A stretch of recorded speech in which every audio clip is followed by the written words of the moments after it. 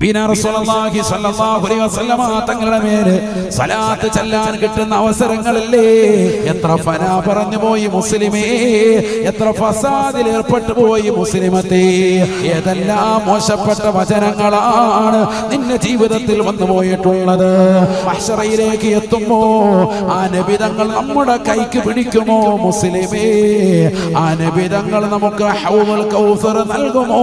പ്രിയപ്പെട്ട ഉമ്മമാരെ, ചെറുപ്പക്കാരികളെ, അല്ലാഹുവിന്റെ റസൂൽ സല്ലല്ലാഹു അലൈഹി വസല്ലം തങ്ങളുടെ ചരിത്രത്തിലേക്ക് ഒരു വ്യക്തി വന്നുകൊണ്ട് നബി തങ്ങളോട് ചോദിക്കുകയാണ്, എനിക്കൊരു വസിയത്ത് നൽകുമോ റസൂലേ?